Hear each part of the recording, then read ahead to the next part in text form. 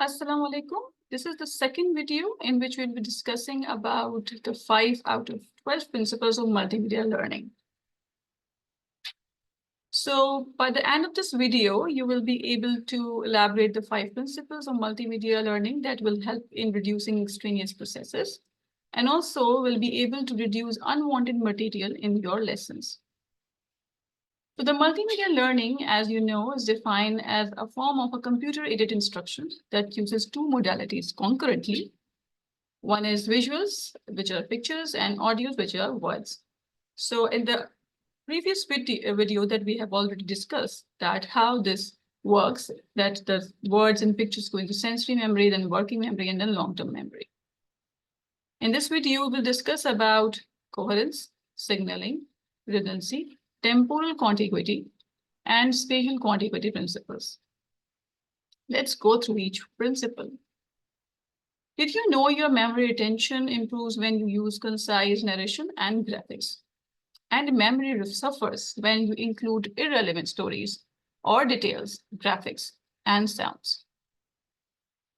So the coherence principle basically explaining the people learn better when extraneous material excluded rather than included.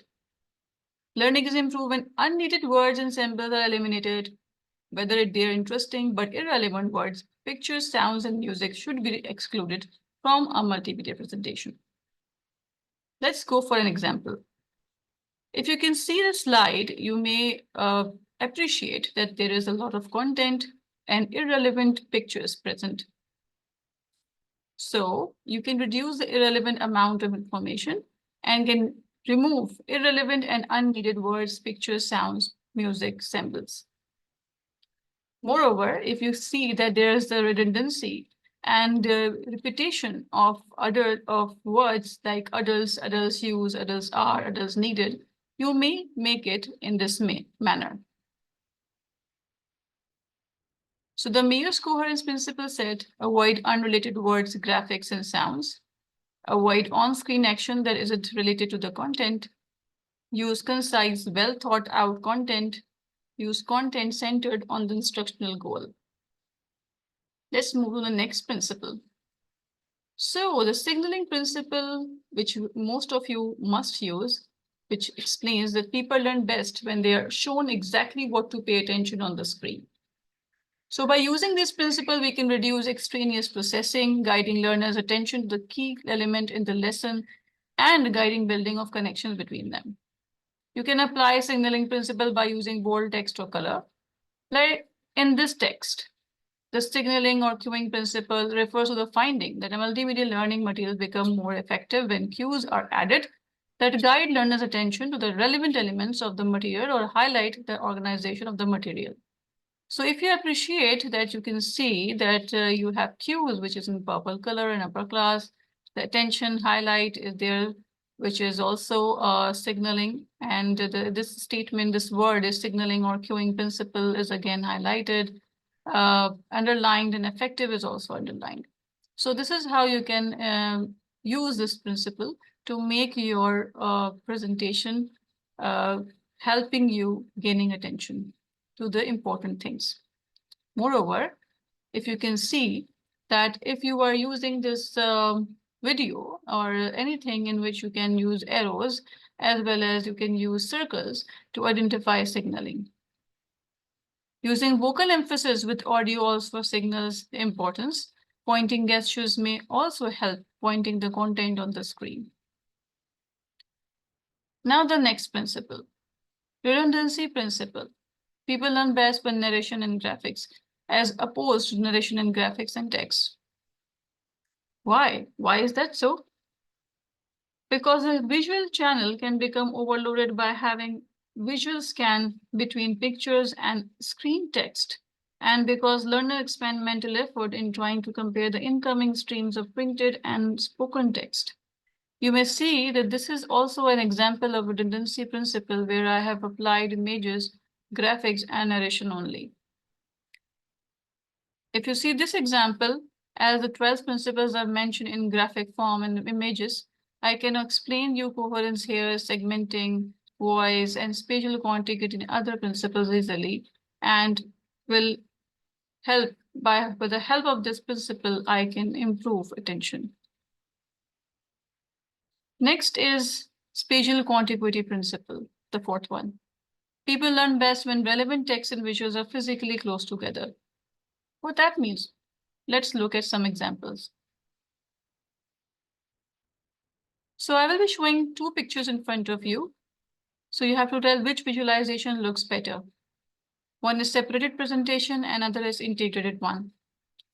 Separated presentation, which you can see brain and labeling, and the labeling is present down the extreme downward position. And this presentation is called separated presentation. So is it easy for you to understand? Let's see another one. Here you have a brain, similar brain, where you have labeling very near to the portion that has been labeled. So this is called integrated presentation, and this is more appreciated. Let's see another example.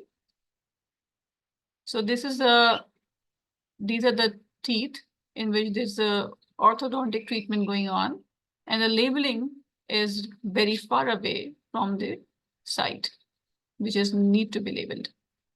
In the other picture, you can see that everything is very near to what is being labeled. So the integrated presentation is better than the separated presentation. This is the principle spatial contiguity is following. Why is that so? It is because when corresponding word and picture are near each other on the page or screen, learners do not have to use cognitive resources to visually search the page or screen, and learners are more likely to be able to hold them both in the working memory at the same time. Let's move to the next one, which is the last one. Temporal contiguity principle. Humans learn best when corresponding words and visuals are presented together instead of in consecutive order. Pictures, its labeling comes to coming together on the screen when you are having a picture with labeling. Voice over audio is always timed well with your visuals or animations. This will help you to apply the temporal contiguity principle. For example, if narration comes first and then an animation can be visualized or vice versa, is simultaneous groups. For example, cognitive resources are scarce, limited, quickly, and easily depleted. So I haven't waited and I have explained this image. Or what I can do is that this image can come afterwards and then I speak. So narration and the picture should come together and I should speak together. There should be synchronization in between the image and the narration. But in simultaneous group, it is not like that. So if the learner views an animation and hears the corresponding narration at the same time, for example, and this is a successive group. For example, if you get tired, learn how to rest, not to quit. So what I've done is that whatever written in front of me, I have narrated it at the same time.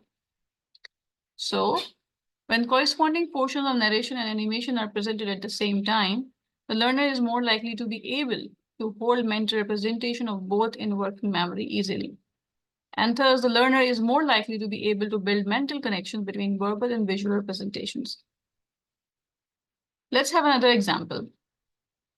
So this is an example, anatomical picture of a hand in which you can see that there is a labeling and the site, the label site just on it. So this is the temporal contiguity principle.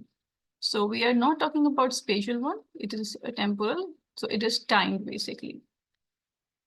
For example, in this picture, the label and the picture comes together. So what we have learned in this video, the 5 principles of multimedia learning, which is telling us that we have to remove the extraneous processing. Coherence, only add relevant text and images. Signaling, written text has keywords highlighted. Redundancy, only use spoken words and images, do not add written text. Spatial contiguity, related words and pictures are displayed close together. Temporal contiguity has been about timing, show corresponding words and pictures simultaneously, not successively.